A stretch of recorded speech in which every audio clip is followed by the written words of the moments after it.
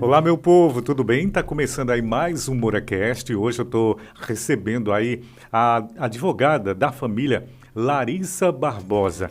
Ela vai falar muita coisa boa para você que de repente tá aí com problemas na família ou que você quer informações muito legais e pertinentes, tá? Então, seja muito bem-vinda, doutora Larissa, ao nosso MoraCast. Muito obrigada, Moreira. É uma satisfação estar aqui conversando com você hoje. Certo, a gente vai conversar, eu quero saber muita coisa, tem muitas perguntas, tem até telespectador, aliás, internauta, que mandou perguntas importantes para você. Que legal. Mas todo mundo está esperando aquela pergunta que sempre Moreira faz para iniciar o nosso MoraCast, que é: quem é a doutora Larissa Barbosa? Muito mais do que doutora, eu sou mãe, mulher, esposa, filha, né? Muitas versões, como todas nós mulheres, né? Assumimos muitos lugares. Esse doutora que vem da advocacia, eu até brinco muito, inclusive falei aqui antes da gente começar a gravação que você podia dispensar, né? Porque a advocacia para mim é uma missão, então o doutor eu acho muita regalia, que às vezes eu dispenso. Mas a Larissa é essa, 1000 funções. Advoga, é mãe, é esposa e é completamente apaixonada por todas essas funções que eu exerço. Que massa! E como foi que tudo começou? A história é longa. Quero saber de tudo. A história é longa. Na realidade, desde que eu era criança, eu dizia que eu ia ser advogada. Olha. E, na realidade, eu não tinha a menor noção do que era, porque na minha família não tem nenhum advogado, nunca tive nenhum contato com isso. Caramba. Mas eu tenho lembranças de escutar meu pai falar que achava muito bonito, não sei o quê. Então, eu acho que isso meio que criou esse desejo. Então, eu lembro que na 4ª série eu estudava em Bonito, que eu sou lá de Bonito, do interior. Você é bonitense. Exatamente. E na 4ª série eu dizia: quando eu fizer faculdade, eu vou ser advogada, eu vou fazer direito. E assim foi. Todo o meu ensino médio com essa perspectiva de que faria. Quando eu fui fazer vestibular, eu lembro que em uma das faculdades que eu fui prestar o vestibular, não tinha direito.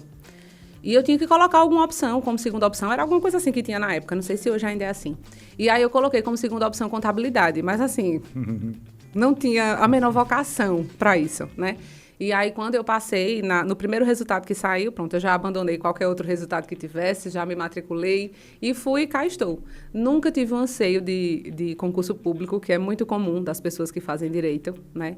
Eu realmente sempre tive o desejo de advogar. Lógico que eu não sabia os percalços que teriam até lá, né? Eu achava que terminando a faculdade eu ia advogar e estava tudo lindo, ia ser perfeito e estava tudo ok. E não é assim. Mas sou muito satisfeita hoje, foi um desejo muito de criança mesmo. Uma coisa interessante, assim, da nossa geração, que eu acho que nós temos quase a mesma idade. Não sei por que o Isaías está rindo. Também não entendi. Né? Também não entendi essa. Ele é o mais velho da sala, inclusive. Eu acho, né? E quer ser novo sempre, Sempre. Né? Mas nós, quando começamos a estudar, eu acho que até na nossa infância, a gente já tinha determinado o que a gente queria ser. A gente já tinha um objetivo, já tinha um foco. Hoje, eu tenho sobrinhos e estão fazendo alguma coisa, mas não têm noção. Ficam perdidos, muitas vezes não sabem o que querem da vida.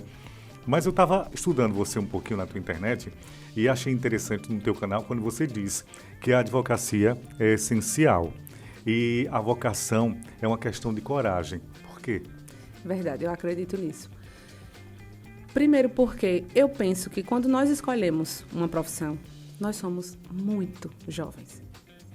Imagino que eu entrei na faculdade, eu lembro que o meu aniversário de 18 anos foi num barzinho em frente à faculdade. Caramba. Eu já estava estudando para ser o que eu sou hoje. E eu não tinha a menor noção do que era o mercado de trabalho no universo jurídico. Tudo bonito. Era tudo lindo. Era tipo tudo assim, vou terminar a faculdade e pronto. Está resolvido o meu problema, serei uma profissional. E não é assim, né? Então, eu acredito que a vocação, independente do curso, vou falar de direito porque é onde eu tenho competência, porque é a minha área, né? Mas independente de qual seja, é uma coisa que nós vamos descobrindo à medida que nós vamos exercendo. Né? Recentemente, eu fiz, por exemplo, uma seleção de estágio no escritório. E todos os candidatos a estagiários, sem exceção, estão fazendo direito porque querem concurso público. Nossa. Todos, sem exceção. E aí eu disse a eles, perfeito, nada contra. Inclusive, nós precisamos de servidores vocacionados no sentido de que gostem de fazer o que fazem. Sim. Né? Mas não sejam sem antes ter a experiência da advocacia. Porque uma pessoa que já foi advogado, ele é um delegado diferente, porque ele já esteve do outro lado. Ele é um juiz diferente, porque ele já esteve do outro lado. Ele é um servidor, um atendente diferente, porque ele já esteve do outro lado do balcão. Eu acredito nisso. Quando a gente não passa pela árdua tarefa da advocacia, porque apesar de eu amar, é muito árdua, a gente acha que qualquer advogado que chega no balcão pedindo alguma coisa, ele está sendo prepotente e está querendo ser o primeiro. E não é. É porque meu pai brinca muito isso. E meu pai diz que eu peço muito, porque eu tenho esse hábito. Já vou dizer, Isaías, uma água. Eu tenho esse hábito. Eu dizia, é por isso que eu me tornei advogada. Porque o trabalho do advogado qual é? É pedir. A gente não tem o poder de decidir absolutamente nada. Bacana. O nosso trabalho é pedir. Então, é essa a nossa função. E a gente precisa que as pessoas que estão do outro lado do balcão entendam que a gente não está pedindo porque a gente quer simplesmente que o nosso seja atendido. Não, é porque a gente está lidando ali com vidas que precisam daquele atendimento, que precisam daquela situação. Então, quem passa por isso, ainda que ele seja vocacionado não para a advocacia, mas para uma outra área, ele vai ter uma visão diferente. Então, vocação é coragem para mim por isso. Eu acredito. Eu pensei nessa questão da coragem justamente por conta dos pepinos que vocês, com certeza, durante a sua profissão, devem, com certeza, descascar, que não devem ser poucos. Vamos embora que eu quero saber de muita coisa. 7 de agosto é aniversário da Lei Maria da Penha. O que é que tu acha com relação a essa questão da Maria da Penha hoje para a questão advocatícia? A gente vê que muitas mulheres ainda hoje não são valorizadas como sempre, mas as próprias mulheres hoje se desvalorizam. Como que é isso? Como é que funciona? Eu tenho minhas dúvidas, Moreira, se as mulheres se desvalorizam, certo, sabe? Eu tenho uma visão meio crítica para esse tipo de situação. Primeiro, porque eu lido majoritariamente com mulheres, né, no meu escritório. A maioria dos clientes que chegam por lá são mulheres, e são mulheres que sofrem situações de violência. Não necessariamente física, né, mas violências de todos os gêneros, psicológicas, patrimoniais, sobretudo patrimoniais, porque lido com processos de família que envolvem divórcios e etc. e tal. Né? Então, as mulheres, quando é que as mulheres se desvalorizam, por exemplo? Quando elas estão com uma roupa que de repente não é condizente para quem? Né? Quando elas estão se relacionando com várias pessoas, mas e o homem? Será que ele não se desvaloriza também? Se a ótica é essa? Então, eu enxergo a Lei Maria da Penha como uma oportunidade das mulheres correrem atrás do que de mão beijada a gente não tem, que é respeito, infelizmente. Porque isso é uma coisa que a gente não precisaria pedir, isso era para ser natural. Né? Mas, infelizmente, hoje, mesmo com a Lei Maria da Penha, a gente ainda sofre. A gente chega na delegacia, muitas vezes, para fazer uma denúncia, e lá mesmo a gente é destratada. Lá mesmo, aquela violência que foi sofrida é considerada qualquer coisa. Não, deixa para lá. Vá-se embora para casa. Ele não é seu marido? Quem é que banca a casa? Quem é que paga? Deixa para lá, vai embora. Submissa, né? Como é que vai cuidar dos seus filhos? Como é que a senhora vai dar de comer aos seus filhos? Né? Então, muito mais do que a Lei Maria da Penha, que ela faz, sem sombra de dúvidas, um excelente trabalho, que é o de garantir às mulheres poder reclamar isso, mas a gente precisa cuidar das mulheres antes delas precisarem da Lei Maria da Penha. Para que, num primeiro momento, elas consigam enxergar que, epa, peraí, isso aqui está errado. Eu não preciso passar por isso aqui. Porque nós, mulheres, na verdade, nós vivemos violência todos os dias. Todos os dias. Das mais disfarçadas, as mais caóticas que a gente vê, por exemplo, passar na televisão. Né? Mas a gente vive violência todos os dias. E se a gente não enxerga essas pequenas violências, a gente vai se dispor a violências maiores a um ponto que, às vezes, a Lei Maria da Penha não consegue atender. Porque, por exemplo, a Lei Maria da Penha, ela garante o quê? A medida protetiva, né? Para que o agressor fique afastado. Mas até onde isso é válido? Recentemente recebi uma ligação de uma cliente, por exemplo, nem é cliente, na verdade, né? É uma prospecta cliente, digamos assim, que ela saiu de casa para comprar pão e o ex-marido, que tem medida protetiva, invadiu a casa dela, pegou o filho e levou embora. Meu Deus. De que é que serviu a medida protetiva? O respeito, né? Não tem. Não tem. E por que isso aconteceu? Ele ameaçou várias vezes, mas ela achou que não era nada demais. Ela achou que não precisava informar isso em juízo. Ela achou que não precisava se preocupar. E, ao mesmo tempo, ela temia e preferia não ir, porque tinha medo de, se o caso dela ir, piorar a situação e ele realmente fazer. Então, talvez se ela tivesse tido autoconfiança, talvez se ela tivesse se enxergado de uma forma, né, mais proativa nesse sentido, ela tivesse a força de ter tomado alguma medida e de repente ter evitado. Então é muito mais antes da Lei Maria da Penha, né? A Lei Maria da Penha já é uma medida para a gente tomar quando tudo deu errado. Entendi. E a agressão aconteceu. No teu segmento, você teve preconceito quando você começou? Ainda tem, pelo que eu estou percebendo? Sim. É. Hoje, graças a Deus, vou vangloriar agora as mulheres são mais de 50% da ordem do Brasil. Né? Tem mais mulheres advogadas no país do que homens advogados, que antes era uma profissão muito masculina. Muito masculina. Né? Hoje não é mais, somos a maioria. Mas o interessante é que a maioria das situações de preconceito que eu vivenciei não foram necessariamente por ser mulher. Foi por atuar com o direito das famílias. Caramba! Veja que interessante. Eu lembro que quando eu comecei a advogar, eu trabalhei 2 anos com o direito criminal. Com uma colega que era apaixonada por direito criminal e a gente foi na onda. Mas não era o que eu gostava de fazer. O que eu gostava realmente era família e sucessões. E aí, quando eu decidi, não, eu agora vou me especializar nisso e eu vou fazer isso. Eu escutei de muita gente, tu vai passar fome. Direito de família não dá dinheiro, não. Tu vai ficar resolvendo bronca de menino que não quis ir, de pensão, não sei o quê, só confusão. Mas que não é direito efetivo, tu só vai ter dor de cabeça e isso não vai te compensar financeiramente. Ainda hoje eu escuto, só que hoje as pessoas já veem que eu consigo viver da advocacia com direito de família, né? Então eu já me privo um pouco desse tipo de comentário. Mas como foi assim, direito da família? Tem várias, como jornalismo, também advocatícia, tem vários braços para você escolher. Por que o direito da família? Eu acredito na família. Meu esposo, inclusive, diz muito isso, que eu sou muito feminista. Eu sou Era mesmo. Isso que eu ia perguntar, mas eu estava tentando encontrar uma oportunidade. Eu sou mesmo, muito feminista. Acredito muito no feminismo. No empoderamento. No empoderamento feminino e tudo mais. Mas eu acredito que o feminismo, ele não necessariamente ele vai contra a família. De forma alguma. O feminismo é dizer à mulher que ela é o que ela quiser. Então, se ela quer ser, por exemplo, do lar, ela pode. Se ela não quer ser mãe e ela quer ser uma empresária bem-sucedida, ela também pode.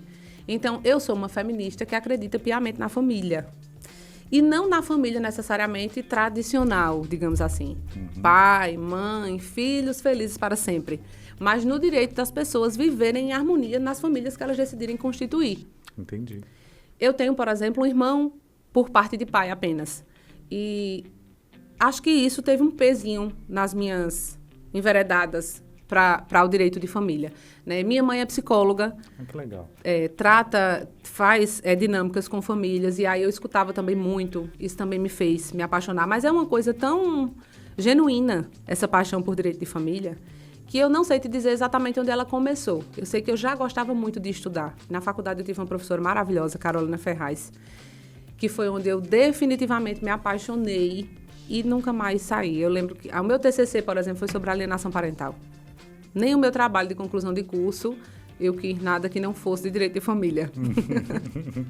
É bem complexa essa questão da família, né? Porque, assim, acredito que você deve ter pego o pepino maior dessa história aí, porque todos os outros são resolvíveis. Não que direito da família não seja, mas é mais complexo, porque você envolve até o lado emocional de cada um que está tentando resolver a causa, né?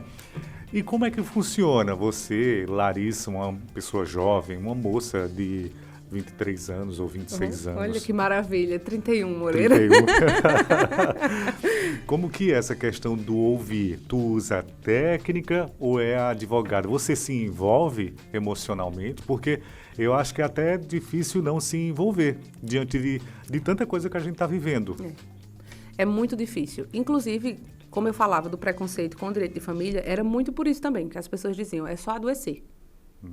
Trabalhar com direito de família é adoecer. Tu vai precisar ser psicólogo ao invés de ser advogado.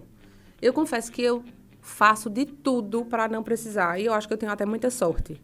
Mas não se envolver é impossível, né? Porque a gente sente a dor do outro. Não tem como a gente trabalhar com pessoas nesse nível, porque, na realidade, todos nós trabalhamos com pessoas, né? Não existe nada. Tudo é pessoas. Mas no direito da família, a gente trabalha com as pessoas e com a dor íntima delas, que é um filho, Imagina. é um patrimônio construído durante uma vida inteira e de repente acabou, enfim. Uma história construída com alguém e de repente não é mais. Então, a gente lida com a dor íntima dessas pessoas. E não tem como a gente não, de certa forma, se envolver, sentir junto com elas. Mas a gente não pode ser psicólogo, porque a gente não tem competência para isso. Então, quando a gente se envolve ao ponto de querer curar a dor, a gente adoece. Imagino. Porque a gente não consegue. Então, eu me preocupo muito de já no primeiro atendimento com o cliente, a gente fazer essa separação. Aqui nós vamos tratar de uma questão técnica. É óbvio que eu vou ouvir, porque eu tenho empatia. E, inclusive, isso é o que eu entrego no meu escritório. Com os estagiários é o que eu sempre digo. Eu quero que tenha paciência de escutar, porque essa é a diferença para o cliente que chega aqui. O padrão de escritório de advocacia normalmente é aquele cenário aqui com livros e dama da justiça. Isso. O meu não tem nada disso. É mesmo. O meu, inclusive, é branquinho. Branquinho, com tonzinhos de madeira claro. Porque eu queria que as pessoas, quando chegassem lá, dissessem assim, eu estou na sala da minha casa conversando com alguém. Que legal. E esse é o objetivo. Porque eu preciso sentir até onde eu posso ir de escuta ali. Porque, às vezes, a gente está tratando, por exemplo, sobre um divórcio. A questão é meramente técnica. Não tem filho, não tem nada. Só tem patrimônio e vamos separar. Mas aí vem as dores de uma traição, de uma destratada com a sogra, que não tem nada a ver com aquela questão. Aquela questão é meramente documental. E eu preciso alertar o cliente disso. Mas tem algumas situações, por exemplo, que envolvem guarda, convívio de criança. E não tem como.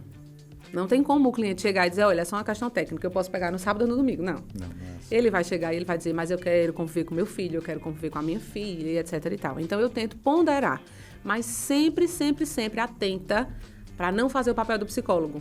Porque se a gente tentar fazer o papel do psicólogo, a gente não tem competência técnica para isso. E aí a gente adoece. E quando a gente se envolve emocionalmente no processo, dá errado. Imagina. Dá errado.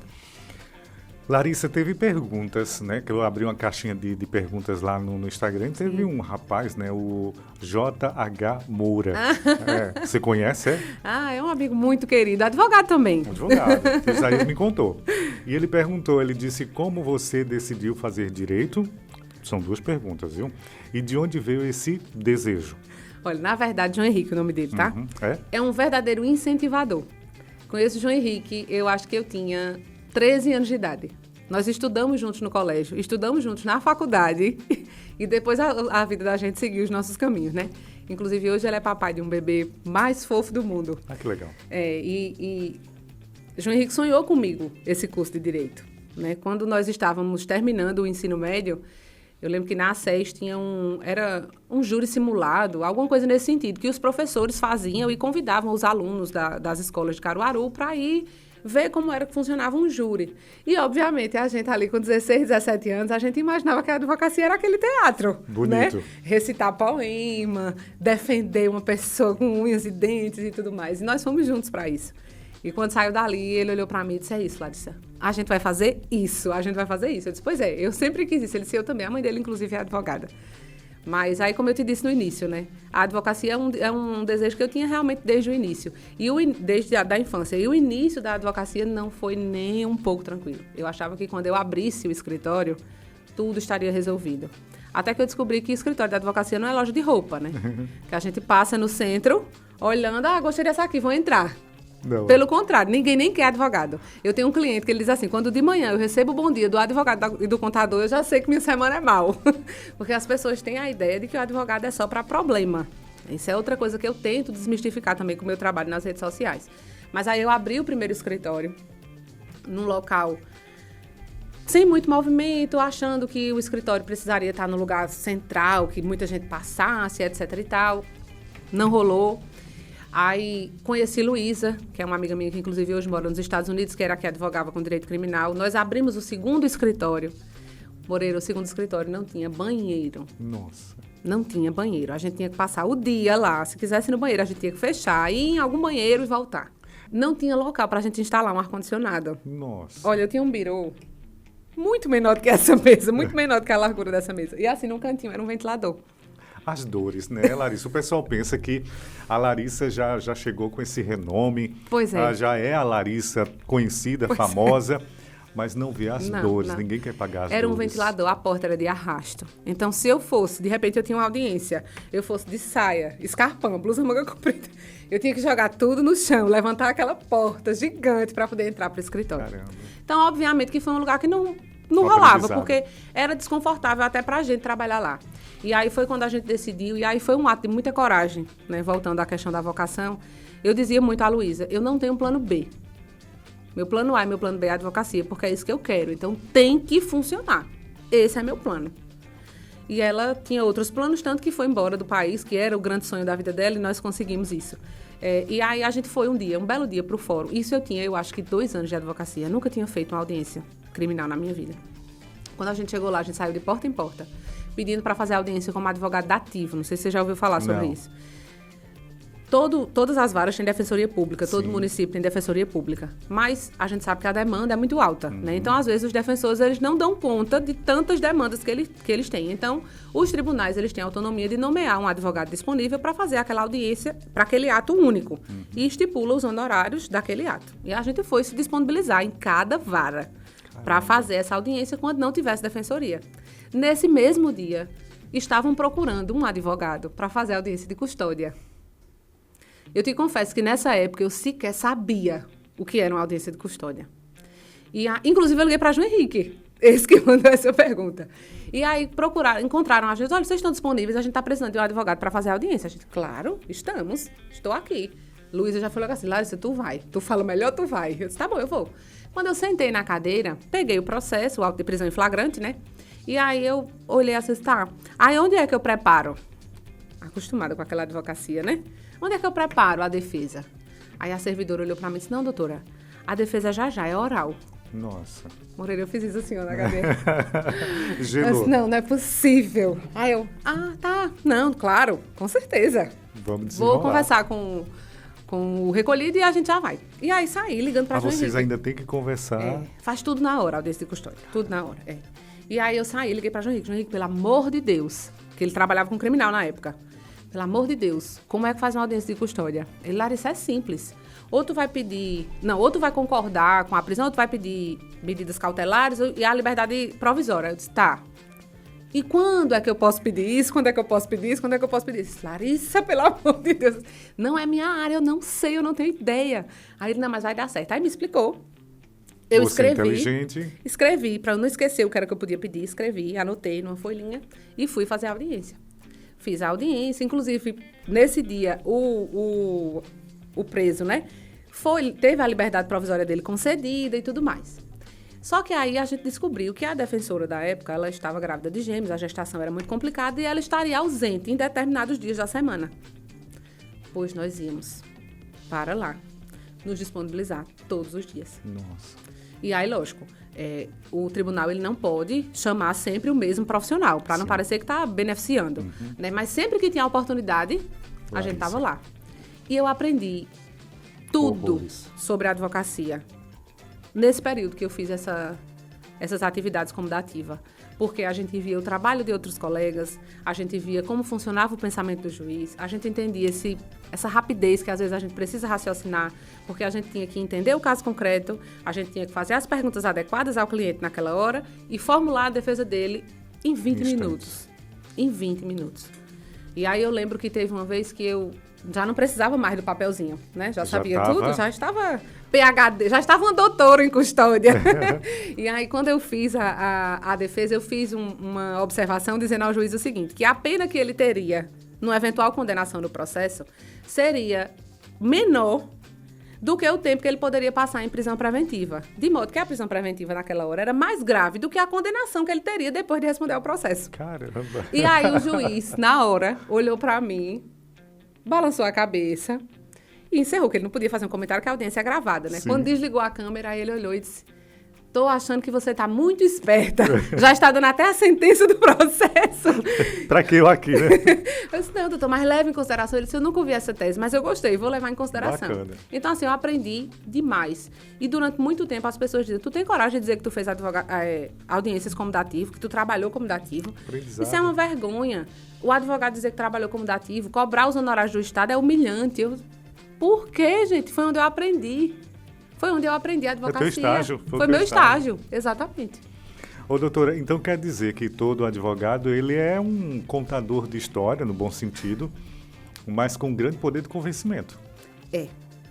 E assim, isso é um perigo. Porque Acredito. nós temos profissionais muito éticos. Sim, era Mas- onde eu queria chegar. Mas nós temos... É quase como a psicologia. Você conhece o ser humano e pode, entre aspas, manobrá-lo, Sim. né? E você tem o poder da oratória, sabe as leis e o poder de convencimento que você tem dentro da lei para absolver ou condenar. E imagino quando eu trato isso com quem não tem, Uhum, que é o cliente. verdade. Né? Isso é outra preocupação muito grande minha. Em direito criminal, eu digo que eu aprendi muito os 2 anos que eu trabalhei nessa área, porque a gente escutava muito o cliente dizer assim, não, mas fulano prometeu que ele ia sair. E aí? E como eu dizia no início, advogado não pode prometer nada. Primeiro porque no nosso estatuto diz que a gente não pode, que a nossa atividade é atividade meio, não é atividade fim, né? E segundo porque o nosso trabalho é pedir. A gente nunca sabe se vai ser concedido. A gente sabe se o direito é bom. Não, Moreira, ó, diante disso que você está me apresentando, me parece que seu direito é bom e que você tem boas chances. Agora, que vai ser, eu não posso dizer. Então, a gente lida muito com isso. Né? A gente lida muito com isso. E a parte que ela é leiga, que ela não tem esse conhecimento, que ela não sabe de lei, ela acredita. Quando a gente vai para um médico, se ele disser que a gente só tem 30 dias de vida, a gente vai contestar? De jeito A gente vai acreditar que a gente só tem 30 dias de vida. E a gente está tão, vamos dizer assim, sem muita informação, né? E de certa maneira até um pouco vulnerável, que a gente fica à mercê de profissionais não tão boas quanto você. Oh, muito obrigada, Moreira. Agora, sabe um ponto muito forte nisso? A divulgação nas redes sociais. Tem muita gente vendendo uma facilidade na advocacia, fique milionário em um ano, apenas com poder de persuasão, Acredito, né? Porque não tem a prática, o know-how que a gente chama, né? Não tem. é verdade. E isso também é uma preocupação para os jovens advogados, por exemplo. A gente vai para aquela mesma tese que o pessoal está tentando hoje, que diz até que como é que eu posso dizer, está observando as redes sociais e tentar colocar um cabresto nessas redes sociais. Mas eu acho que, feito você está dizendo, são 2 pontos que devem ser observados. É uma faca de 2 gumes. Eu acho que o que está acontecendo hoje no mercado, no Brasil, é isso que você está dizendo, pessoas com informações incríveis que estão utilizando da internet ou não para enganar as pessoas. E muita gente que tem um conhecimento ainda raso, Sim, né? Mas que se vende com vasta capacidade. sim também. E isso é muito preocupante. É lógico que jamais eu vou desmerecer o trabalho das redes sociais, até porque eu também faço, Sim, né? Então, claro. jamais eu vou desmerecer. Mas, por exemplo, a mentoria que eu faço para a Jovem Advocacia era uma coisa que eu queria ter tido quando eu comecei a advogar. Sim, Alguém que chegasse e dissesse, não precisa fazer isso, não precisa fazer isso, vem logo para cá, que pode ser que tu consiga deslinchar mais rápido. Mas, em contrapartida, tem o outro lado da moeda, Isso. né? Que são pessoas que não têm experiência em determinada temática, mas também vendendo aquilo como se tivesse vasta experiência. eu acho, como você trabalha no meio, leis. Basicamente isso. Ter leis e aí todo mundo, quando pesar no bolso, ou as coisas vão ser melhores, né? Isso é verdade. Doutora, agora eu quero fazer algumas perguntas que eu tenho aqui. Eu sou muito curioso. E eu quero Certo. saber de tudo. E sempre tive curiosidade nesse meio de vocês. E até o Isaías me trouxe você para a gente estar conversando. Mas tem uma pergunta bem interessante que me mandaram também. Que diz mais ou menos assim, ó. Em que casos é permitido a mulher entrar com pedido de divórcio com base na Lei Maria da Penha? Existe isso? Existe sim. Inclusive, teve agora o divórcio Ana Hickman, Ana Hickman? que eu recebi muito direct sobre isso, porque foi divórcio dos famosos, né? Sempre Sim. gera muitos comentários. Existe sim. Teve uma alteração recente na Lei Maria da Penha que garantiu isso, né? E garantiu a questão, por exemplo, da guarda compartilhada, que é regra, mas se houver violências, pode-se pedir a guarda unilateral. E a garantia do divórcio já é desde que a Lei Maria da Penha foi promulgada, né? Ela dá o direito de, no momento da denúncia, a gente faz a denúncia na delegacia, Certo. né? A gente chega na delegacia, sofreu uma agressão, medidas protetivas, pá. Aquele registro ali, ele vai virar um processo judicial. Então, nesse processo judicial, já é possível pedir o divórcio, sem precisar ir para a vara da família. É automático. Quase. Se fizer a solicitação, né? Mas não é automático, porque, por exemplo, no caso de Ana Hickman, o juiz simplesmente entendeu que ele não era competente e mandou para a vara da família. Mas a lei dá o direito de requerer. Resta saber se, no caso concreto, aqueles requisitos vão estar preenchidos para que seja necessário, né? Via de regra, basta que a violência exista e que a parte, inclusive hoje, nesse dia que estamos gravando esse podcast, são 46 anos da lei do divórcio. Certo. O que é que essa lei trouxe? O divórcio como um direito potestativo. O que é isso? Um direito que não precisa da anuência de outra pessoa. Se nós somos casados e eu quero me divorciar, eu não preciso que você queira.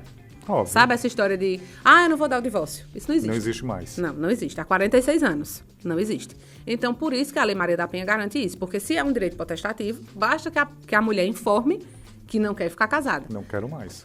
Mas na prática, a teoria é outra. É mesmo, Né? isso. É muito difícil a gente conseguir, por exemplo, um divórcio liminarmente, assim, já num primeiro momento, sem antes ouvir a outra parte. Eu acho que deveria ser muito fácil, assim, tipo, feito você disse. 2 casais que convivem junto e, de repente, não querem mais, chegar lá e volta. Não quero, Tchau. acabou-se. Da mesma forma que foi, desfaz.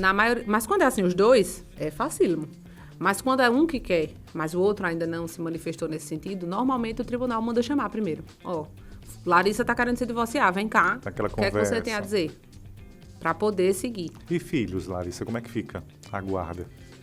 Com a Lei Maria da Penha, você se refere? Agora, com essa nova alteração, né, garante, porque a guarda compartilhada, ela é a regra do judiciário. Né? O ideal para o judiciário é que seja guarda compartilhada. Mas aí, com essa novidade agora da Lei Maria da Penha, quando são mulheres que têm esse histórico de violência, e aí é importante dizer, ter o histórico comprovado. Né? Porque no judiciário a gente trabalha com provas. Não basta só chegar e dizer, eu fui. Eu fui. Não, tem que ter ali um boletim de ocorrência, um processo judicial, enfim. Existe a exceção para que fique a guarda no lateral. Entendi. Vamos viajar nas perguntas e vamos saber de muita coisa. O inventário é obrigatório? Com certeza. Inclusive quando não há bens. Porque as pessoas pensam muito isso. Tem bem, né? Não, inventário de quê? Não deixou nada. Mas o inventário é informar o judiciário que aquela pessoa não existe mais. Informar os devedores que aquela pessoa não está mais para pagar. Porque senão os documentos vão estar lá em aberto e vai seguir... Exato. Porque não se herda dívida. Graças a Deus, né? Verdade. Pelo menos isso. Verdade. Mas o patrimônio que a gente deixa é o que paga a dívida. Então, se alguém faleceu e tem patrimônio, precisa informar os devedores que vá buscar naquele patrimônio o pagamento dessas dívidas. E se não tem patrimônio, vai informar que não tem e que perdeu. Tu me dissesse, dívida não tem, ninguém herda. Ninguém herda. Né? Mas eu escutei uma vez, não sei se é verdade, o pai estava devendo alguma coisa e ele faleceu. Automaticamente os filhos tiveram que pagar a dívida. Não? Talvez a forma de falarem, né, pode ter dado a entender que eram os filhos, porque eles eram os herdeiros. Mas, na verdade, quem paga é o espólio. E o que é o espólio? O patrimônio deixado por ele. Que, em tese, enquanto não finaliza o inventário, enquanto não sai o que a gente chama de formal de partilha, os herdeiros estão ali administrando, né, aquele patrimônio. Mas não sai do bolso dos herdeiros. É da partilha. É da partilha. Então, vamos supor, alguém faleceu, tinha 1 milhão em conta e devia 500 mil. Aqueles herdeiros, eles não vão partilhar 1 milhão. Eles vão pagar 500 mil desse valor que ficou de herança e os 500 mil é que eles vão partilhar entre eles. Herança. Quem tem direito? Herdeiros necessários, filhos, cônjuge. Inclusive, tem uma discussão grande, né? Quero se saber. cônjuge e companheiro teria o mesmo direito. Não? Para mim, sim. Sem sombra de dúvida, né? Mas Conviveram, né? União estável já é reconhecido Sim. no Código Civil. Por que né? não? Mas ainda tem essa discussão se teria ou não os mesmos direitos, embora já esteja bem pacificado de que cônjuge Netos teria. têm direito também à herança ou não? A gente chama Os de pais. substituição de herança. Né? Então, quem tem o direito, num primeiro momento, são os herdeiros necessários, que são os filhos e o cônjuge, e os pais, que são os ascendentes. Né? Mas aí, na ausência dos filhos, na ausência do herdeiro primeiro filho, os netos podem substituir e ter direito. Aí, irmãos e primos e não sei o quê. Esses colaterais, só na ausência de todos os necessários. Não tem pai, não tem mãe, não tem filho, não tem esposa, não tem companheira. Aí a gente pode ver se é caso de um irmão herdar, de um sobrinho herdar, mas aí fica lá distante. Caramba, a justiça, ela é muito vasta, né? E assim, é muito complexa. E às vezes, até um pouco cega, né? Porque assim, eu digo cega, E até às vezes eu comento algumas coisas com o Isaías, que ele também é advogado, né? Né? Sem dúvida. Sem dúvida. Sem dúvida. E aí eu pergunto algumas coisas a ele, e aí ele diz, não, porque assim não pode, porque assim pode. Eu digo, caramba, tu tem que montar teu escritório de advocacia.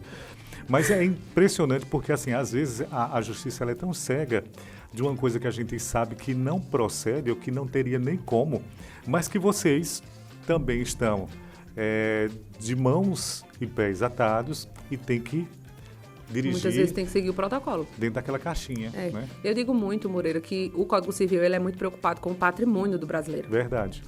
Mas aí estamos esperando, né, a reforma do Código Civil. Vai ter? Esperamos que sim, esperamos que seja agora, em 2024.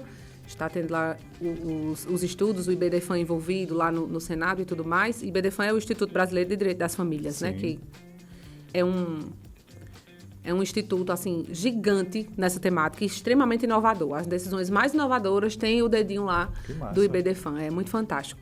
E esse novo Código Civil, eu imagino que ele vai vir muito preocupado com a pessoa, com os sentimentos, com a afetividade. Que bacana. Que isso está muito em discussão. Isso está muito em discussão agora. Reconhecimento da paternidade afetiva, o reconhecimento dos casais homoafetivos, que a gente já brigou, mas que não está lá previsto no Código Civil. Né?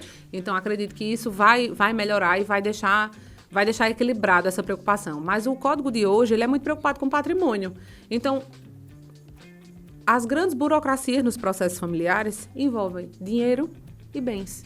E aí, quando a gente chega para questões de guarda, de alienação parental, de convívio, diversas vezes a gente tem decisões prontas. É verdade. Que não estão preocupadas ali detalhadamente com aquela situação. Às vezes é até difícil a gente encontrar jurisprudências, por exemplo, sobre a temática. Porque é tão preocupado com o patrimônio que, assim, a gente não pode errar na divisão de bens, mas a gente pode errar na divisão de tempo dos pais com o filho. Isso é muito preocupante.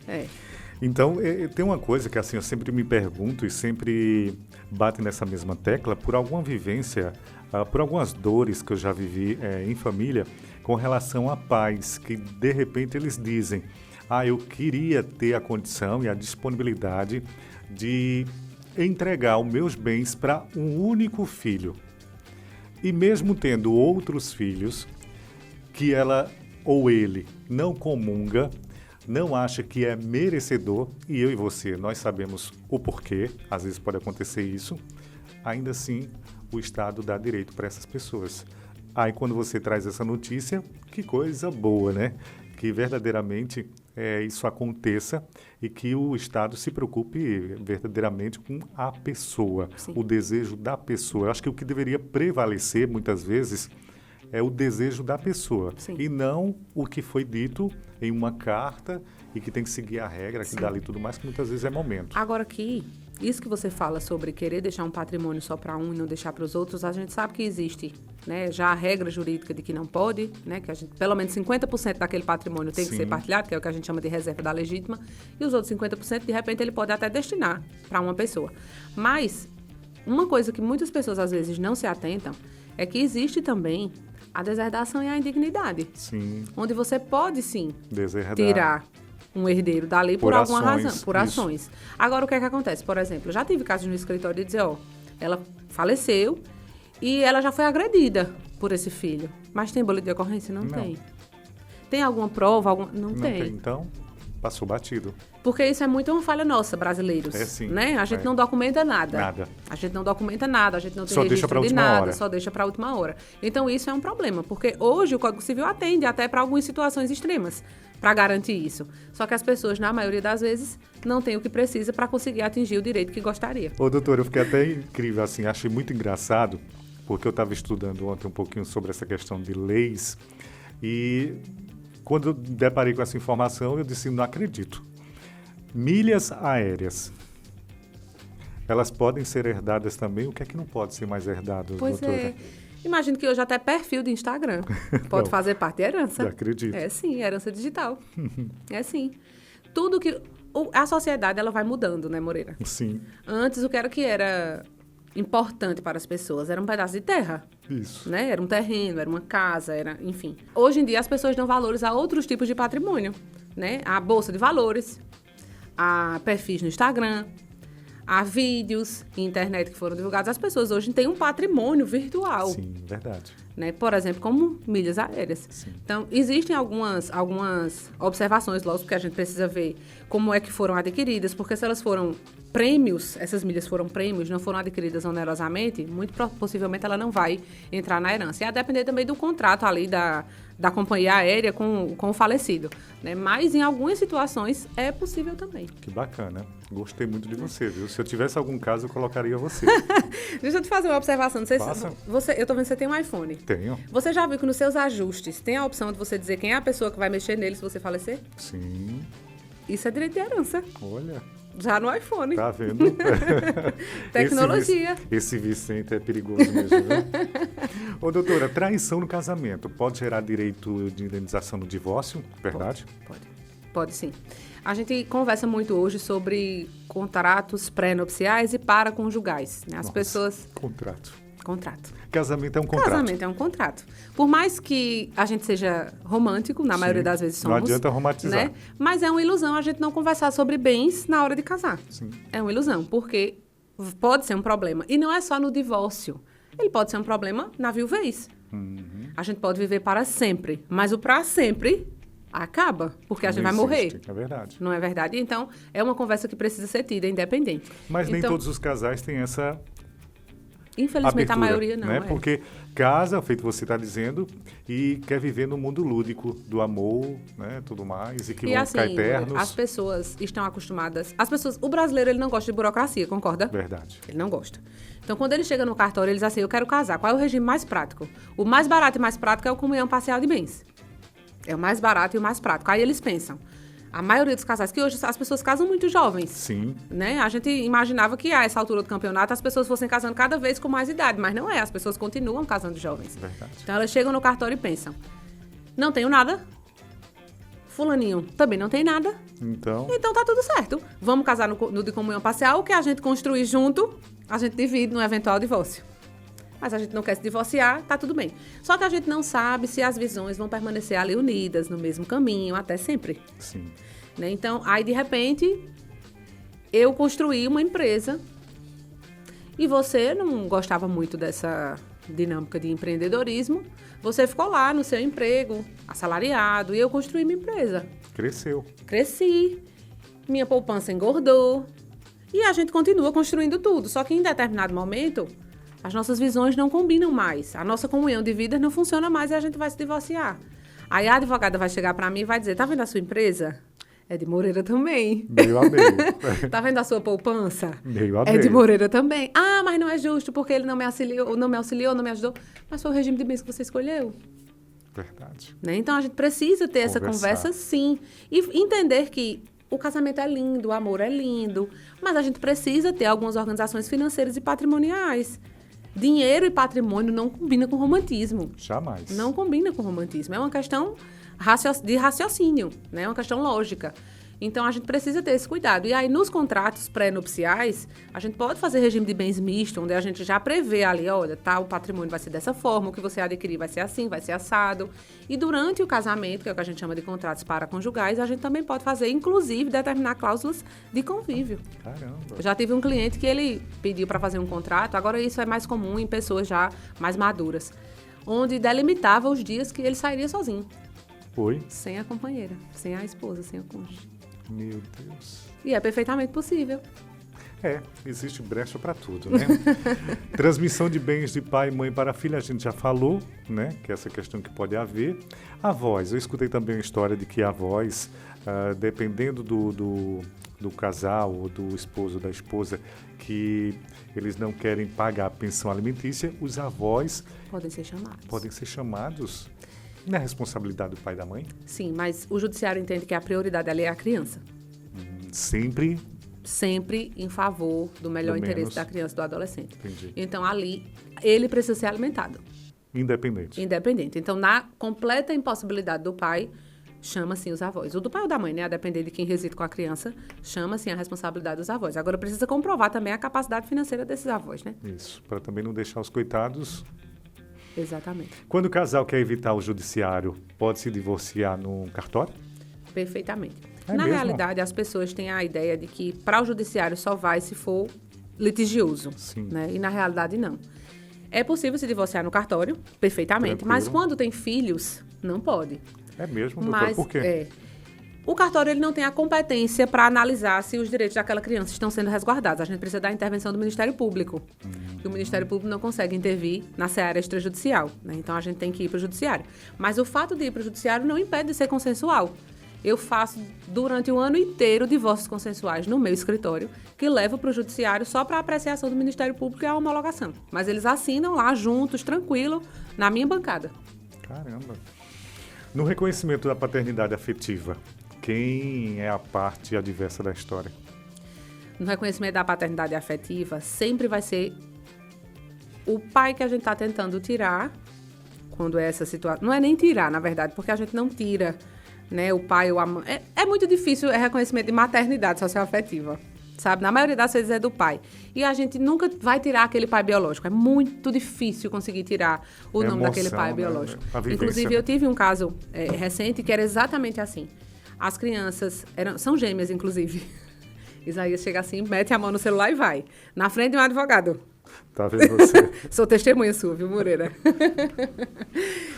Sim, como eu estava dizendo, eu tive um caso recente que a mãe, casada já há muitos anos com esse rapaz, e as filhas dela gêmeas de um primeiro relacionamento que ele teve, as meninas já com 11 anos de idade, mas elas não reconhecem o pai biológico como pai. Para elas, o pai é esse esposo da mãe, que foi quem criou elas e tudo mais. E elas começaram a se sentir constrangidas quando as pessoas vinham o sobrenome na escola e perguntavam, por quê? Teu nome é fulano de tal, se teu pai é fulano de tal. Entendi. E elas começaram a expressar essa dor, e aí essa mãe me procurou e disse, olha, eu quero tirar o nome do pai delas do registro. É muito difícil fazer isso. Eu já disse a ela, ó, não faz sentido. Primeiro, por quê?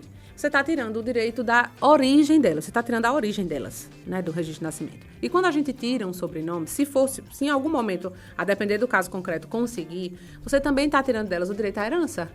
Ela não é mais filha daquela pessoa. Ela Só por perdeu conta o direito do nome, à herança. né, doutora? Ele vai deixar de ser pai. Entendi. Então, ela perdeu o vínculo, né? Mas aí, perfeitamente possível dela ter quantos pais ela quiser. Então, a gente pode acrescentar o sobrenome desse pai socioafetivo. Nesse caso, a gente conseguiu conversar com o pai biológico e a gente fez um consenso. Então, não teve parte adversa, né? Foi simplesmente ali todos envolvidos nesse comum acordo de acrescentar esse sobrenome. Mas se acontecer de não ser em comum acordo, nós colocamos esse pai como parte adversa. Então, por exemplo, se é um reconhecimento de paternidade socioafetiva, o pai biológico como parte adversa. Se é de mãe, a mãe biológica como parte adversa. É muito complexo e, assim, de certa forma, eu acredito que você tem um poder na mão de decidir, às vezes, até a situação de uma vida, né? Como que vai ser, ou por conta do conhecimento que você tem. E as pessoas, às vezes, elas são leigas. A gente está mostrando aqui para a maioria dos internautas que um advogado, ele é essencial para você tomar, de certa maneira não, total maneira, os posicionamentos corretos, porque a gente às vezes olha pelo natural, mas vocês vão olhar pela lei. E às vezes a gente vai ser beneficiado sem saber, porque a gente às vezes quer muito mais ir pelo natural, pelo emocional, porque eu não quero mais o nome do pai da menina, mas não sabe o que ela vai perder. Mas também isso vai de advogado para advogado, porque tem advogado que é justo e é honesto, e tem advogado que está preocupado só com seus honorários. Aí a gente volta para aquela conversa de vocação. Para ser advogado é preciso ser vocacionado. Eu acredito. Porque é um trabalho difícil. É um trabalho árduo. O início da carreira é muito difícil. Então, se a gente não é vocacionado, a gente vai estar simplesmente preocupado em fazer dinheiro. E quando a gente só quer fazer dinheiro, a gente não consegue fazer justiça. Que bacana. A gente precisa estar realmente focado em ser ético com o cliente. Isso é a minha grande preocupação. Todo mundo que senta no meu escritório, a primeira coisa que eu digo é, eu não vou dizer o que você quer ouvir. Eu vou dizer o que é possível da gente conseguir, garantindo os direitos que são necessários de serem garantidos. Que bom. Né? É primordial isso. E principalmente eu que trabalho, na maioria das vezes, a maioria dos meus processos tem crianças envolvidas. Eu já recebi um cliente, Moreira, para mim foi muito chocante, que ele chegou e disse assim, eu quero desestabilizar minha esposa. Nossa. O sonho dela era ser mãe e eu quero desestabilizar. Ele falou na tua cara? Assim. Eu disse, ó, pra mim não dá. Obrigado pela confiança, Mas esse trabalho eu não faço. E aí ele foi para a ponta do lápis. Nós temos isso aqui de patrimônio, tarará, tarará, eu lhe dou um percentual X, pá. Me mostrou em números como seria o resultado desse processo. Eu disse, agradeço mais uma vez a confiança, mas minha ética não me permite, meus valores morais não me permitem que eu siga isso aqui. E isso é uma coisa que eu tenho desde que eu comecei a advogar. Tem uma frase que uma colega fala, doutora Rafaela, uma querida, inclusive, me ajudou muito no início da minha carreira. Ela diz sempre, dinheiro não me faz, eu faço dinheiro. E eu carrego isso. Isso é interessante. E eu carrego isso. Eu gostei disso que você falou nas suas redes sociais e verdadeiramente, assim, conhecendo você, a gente percebe que é muito mais do que uma doutora que sabe das leis e que defende, como você disse, é vocação. Acho que se todo mundo tivesse nas suas profissões a escolha de, sei lá, o que você quiser ser por ajudar e não só pelo dinheiro, acho que as coisas seriam bem melhores, né? Mas em todo canto tem o joio e tem o trigo, infelizmente, e vai ter que permanecer. A gente tem que lidar. Tem que lidar com isso. Mas que bom que as pessoas que tenham sorte, demandem sorte e encontrem a senhora. Que maravilha. Doutora, é verdade que existe 13º na pensão alimentícia e não é presentinho de marido ou de historinha de conto carochinha? É sim. Lógico que esse 13º é cobrado de pais que recebem 13º. Né? Não, mas, no comum acordo, como eu vinha dizendo, a gente pode fazer o que a gente quiser. No comum acordo, ainda que ele seja um empresário, não recebe 13º, mas ele pode dizer, não, eu quero pagar o 13º, vai valer ali como as roupas de fim de ano e etc e tal. Mas, para quem tem carteira assinada, independente da sua remuneração mensal, tem direito, sim, a criança vai ter direito a receber a 13ª parcela de alimentos. Olha, coisa boa. Nessas brigas de mãe, de pai e tudo mais, que tu já deve estar acostumada a conviver, quem fica com o filho, quem não fica, a mãe pode proibir o filho de estar perto da esposa, do ex-marido? Jamais. Isso é uma vai ter que aprender a conviver, de cabeça, né, nos escritórios de Direito de Família, viu, Moreira? Isso é uma verdadeira dor de cabeça. Eu imagino. Porque envolve sentimento, né? E eu acho que, tipo assim, não sei se você talvez comungue desse pensamento, mas, um exemplo, vai que você tem a sua filha ou seu filho e o teu marido está com outra mulher, essa mulher toma conta do teu filho. É muito... Polêmica. É muito complexo, né? Polêmica. É muito complexo. Só que é que a gente precisa estar atento. Apesar que, assim, a gente sabe que, às vezes, existem pessoas, essas novas mães, que cuidam melhor do que a mãe, né? Sim. Mas é 1 em 1 milhão, né, doutora? Sim, infelizmente não é... Não, eu vou até te dizer que na É maioria mais? dos casos cuidam bem, sim. Então são a beleza. maioria, sim. Mas o que pesa... Vou levantar outra polêmica, é o seguinte. Simbora, que eu gosto de polêmica. O casamento se desfez por uma traição. Sim. Eu acho que eu vou piorar também o negócio. Então piora, para ver se a gente acha uma solução. Sabendo que essa outra mulher foi a Exatamente. responsável o pivô daquele divórcio. Entendeu? É né? isso. Só que aí a gente precisa se perguntar. O problema que existe é entre essas mulheres ou entre a mulher e a criança? Entendi. Muitas vezes o problema é entre essas mulheres. Não tem nada a ver com a criança. Ela trata muito bem aquela criança. Ela cuida muito bem daquela criança. Ela não faz qualquer diferença daquela criança com os outros filhos que eles tiveram. É o orgulho, né? Mas aquele orgulho ferido daquela situação de traição gera isso. E essa é sempre a grande dificuldade dos processos de família. É separar o que precisa ser feito porque é de direito e o que eu não consigo fazer porque meu coração está ali preso naquela situação. Vai ser sempre o calo do sapato do advogado familiarista. Depois de casar, pode-se mudar o regime de bens? Pode, perfeitamente. Agora precisa ter... Só consegue fazer isso judicialmente, não consegue em cartório, né? E precisa garantir que não está se fazendo isso para fraudar eventuais credores. Porque pode acontecer, né? De mudar o regime de bens para separação total, porque tem ali um débito enorme, aí está querendo maquiar para não pegar aquele bem. Aí não pode. Tem que comprovar que não existe nenhuma dívida. Tu tá devendo a Isaías? Tem que comprovar que não existe nenhuma dívida, que não está gerando dano a nenhum terceiro para poder conseguir mudar o regime de bens. Mas é perfeitamente possível. Que legal.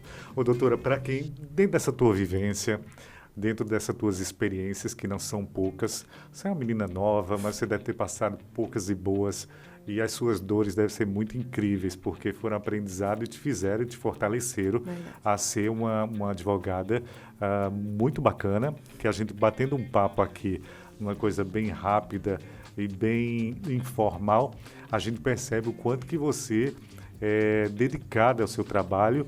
E assim, feito você disse, é vocação. Quando a gente tem uma vocação pelo que a gente escolhe, a gente parece que bota na face da gente aquele retrato dizendo, eu quero pegar teu caso e quero resolver. Só não resolvo se não tiver jeito. Se não tiver jeito. Mas Exatamente. A minha vontade é resolver.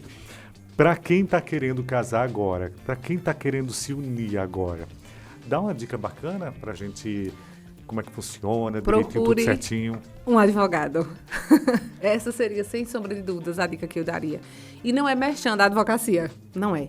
Mas é porque, de fato, é necessário conhecer os regimes de bens. Porque não é necessariamente dizer que o regime de comunhão parcial, que é o que a maioria das pessoas casam, não presta. Não é isso. De jeito nenhum. Tem pessoas que casam e, de fato, não ia fazer diferença um outro regime de bens. Mas seria muito interessante se todo mundo que fosse casar, principalmente hoje, que a maioria dos jovens tem o interesse em empreender, tem o interesse em crescer, em ter patrimônio, em ter imóveis, em ter investimento em bolsas de valores, isso hoje é corriqueiro da nossa vivência. Eu ia dizer da nossa geração. Obrigada, Isaías. Da nossa geração. É muito comum isso hoje, né? Então, se eles têm um contato com o advogado para entender como funciona cada regime de bens e como é que aquilo vai impactar durante o casamento deles, eles conseguem fazer isso com muito mais segurança. A gente ama alguém. Sim. A gente quer viver o resto da vida. Sim. Mas a gente quer viver uma vida confortável. Desse jeito. Não é? Se a gente quer viver uma vida confortável, vai precisar que os dois trabalhem para isso. E que os dois conquistem isso, para que eles somem conforto na vida deles. Isso. Então, por que não fazer isso de forma organizada? Quando a gente abre uma empresa, quem é o primeiro profissional que a gente procura? Contador. Para crescer organizado. Desse jeito. E por que a família a gente não cresce organizada? Né? Que legal. A gente cresce, é assim mesmo. Vamos ver no que é que dá, vamos ver no que é que dá. E isso reflete, inclusive, quando há divórcio. Porque, não, ele foi embora, mas ele disse que ele vai pagar X reais por mês. Pronto, tá tudo certo. Aí daqui a um ano ele não tá pagando. Aí vai pra advogada desesperada, porque faz um ano que ele tá sem pagar. E agora, como é que eu vou cobrar o retroativo? Não vai. Falando nessa questão do pagar, o relacionamento quando acaba, exemplo, uma pergunta que me fizeram fora, eu disse que você viria hoje, né? E teve uma pessoa que me fez uma pergunta de um relacionamento passado. Ela era casada não, ela vivia maritalmente com uma pessoa, né, com o pai do filho dela. Hoje esse menino tem 15 anos. E na época, quando ele se separou por traição, ela pegou uma traição dele com não sei quem, e aí no caso ele nunca pagou a pensão. Hoje o menino tem 15 anos. Essa questão, se ela quisesse colocar na justiça, é retroativo também ou perdeu, dançou? Não é perder o dançou, porque nós advogados sempre achamos Sempre uma alternativa. Adorei essa advogada, viu? Mas, vamos lá. Na vara da família, que é onde a gente pede pensão alimentícia, perdeu o dançou. Ela só vai poder solicitar daqui para frente. Mas a gente tem uma ação na vara civil, que não é família, que a gente chama de reparação. Era isso que eu queria saber. E aí ela pode, sim, ingressar com essa ação. De receber o que ela gastou com aquela criança durante um período em que ele já sabia que era pai, já sabia que precisava de mantimentos e nunca fez ali à frente, né, como a gente diz.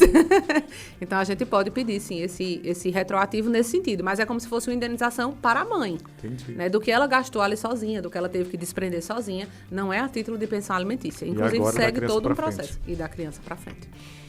Doutora, foi um prazer te receber, viu? Assim, eu fico muito feliz de ter você aqui, de te conhecer, porque o Isaías me falava muito de você e tudo que ele falava de você é um pouquinho mais. Entendeu? Que porque bacana.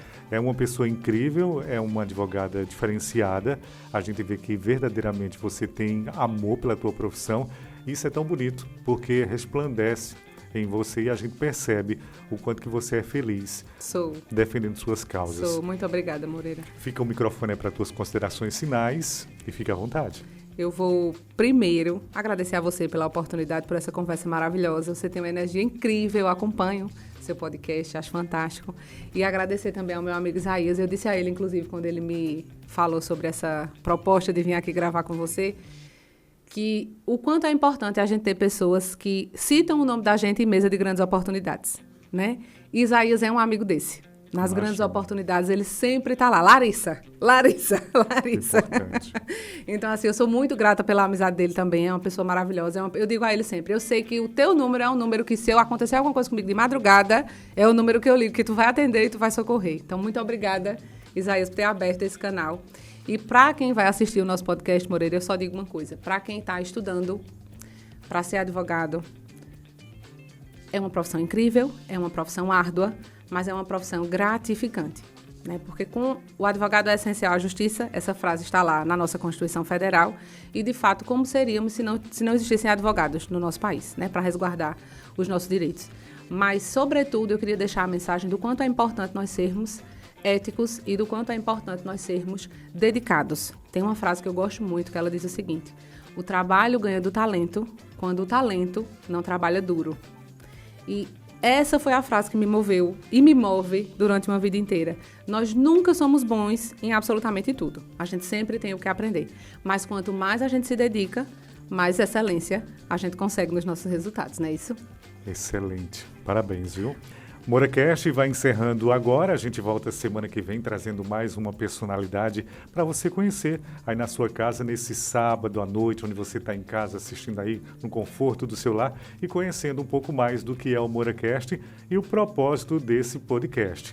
Família de Caruaru e região, meu abraço especial, tudo de bom? Até a próxima semana com mais um podcast, MoraCast, conversa inteligente e dedicada.